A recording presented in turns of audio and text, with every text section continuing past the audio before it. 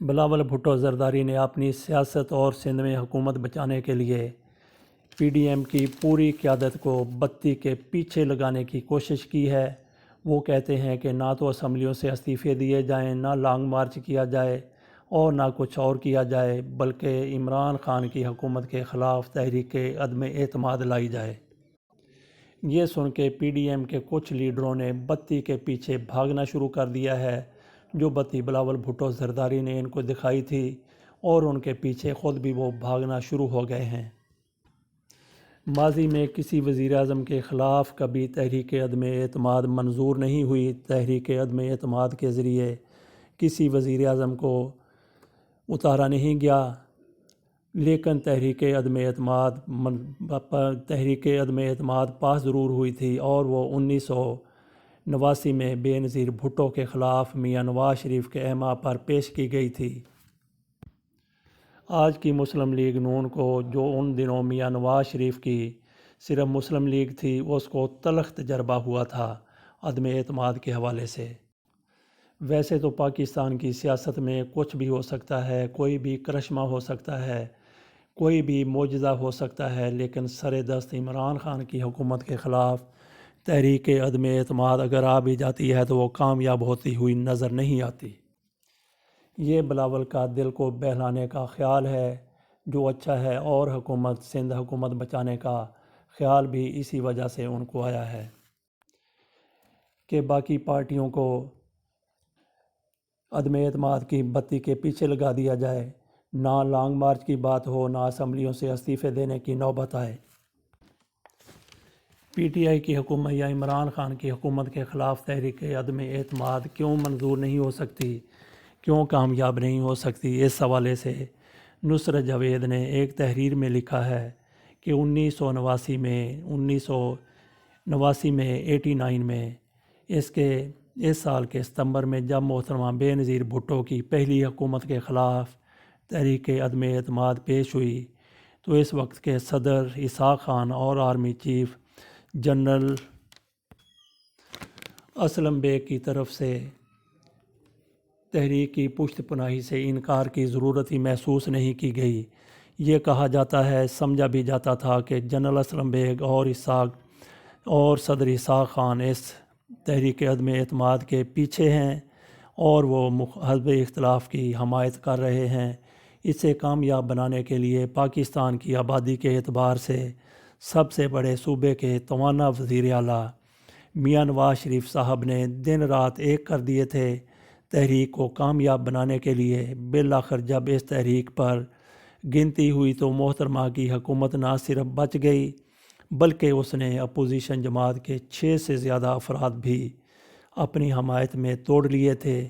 وزیر اعظم کے خلاف تحریک عدم اعتماد قومی اسمبلی میں باقاعدہ پیش ہو جائے تو اس پر حتمی گنتی سے قبل وفاقی حکومت کو 1 ہفتے کی مہلت دستیاب ہوتی ہے۔ یہ اس دور میں بھی ہوئی تھی، اور عمران خان کے خلاف اگر تحریک عدم اعتماد آتی ہے تو 1 ہفتہ عمران خان کو بھی ملے گا تحریک عدم اعتماد پیش ہونے اور اس پر ووٹنگ کے دوران۔ اس دوران وفاقی حکومت کے تمام تر وسائل وزیر اعظم کو بچانے پر مرکوز کر دیے جاتے ہیں۔ خریدو یا دھمکاؤ، بائی آر بلی کے تمام ہتھ کنڈے استعمال کرتے ہوئے وزیر اعظم کو بالآخر بچا لیا جاتا ہے۔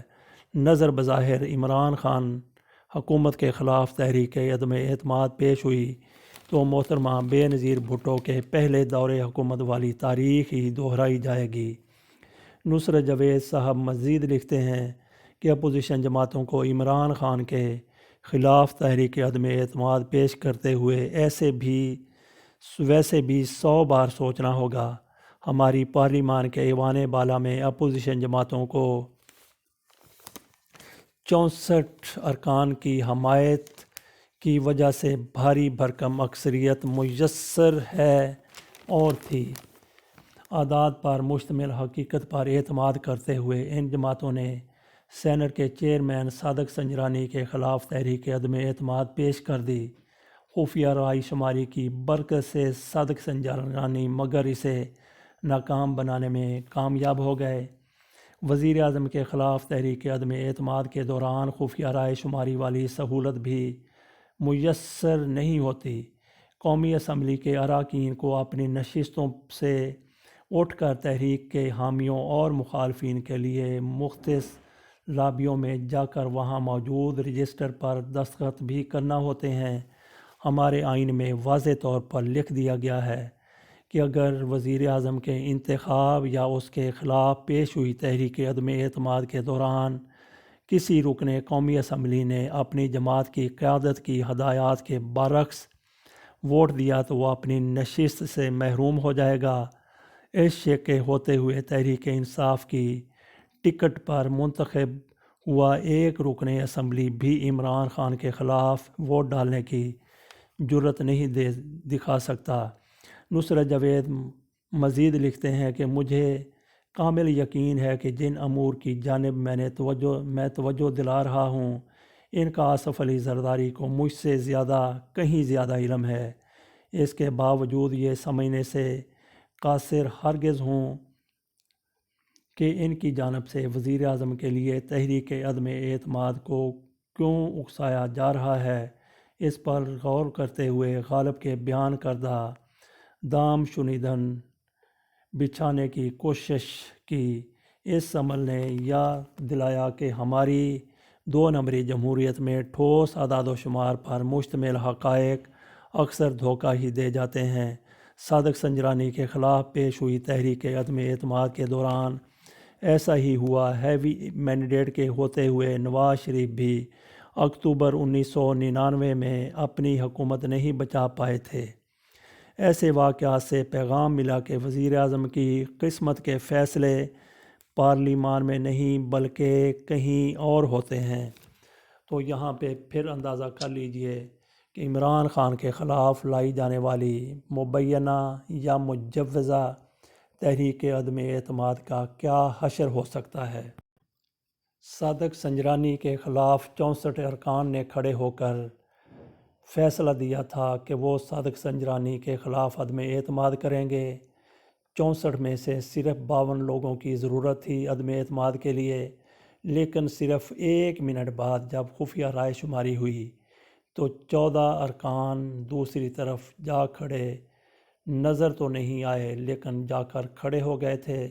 انہوں نے ووٹ صادق سنجرانی کے خلاف نہیں دیا تھا۔ ایسے بااصول، باوقار، دیانتدار، ایماندار اور ساکھ والے ارکان قومی اسمبلی میں بھی موجود ہیں جو عمران خان کے خلاف دیکھتے ہیں کہ کہاں تک جاتے ہیں۔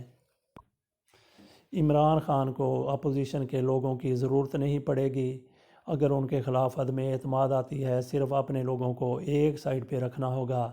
اس کے لیے زیادہ محنت کی ضرورت نہیں پڑے گی۔ یہ بھی آپ دیکھ لیجئے کہ 1989 میں 89 میں محترمہ بے نظیر بھٹو کے خلاف فوج بھی تحریک عدم اعتماد کی حمایت کر رہی تھی، صدر اسحاق خان بھی حمایت کر رہے تھے، اس کے باوجود وہ تحریک ناکام ہو گئی۔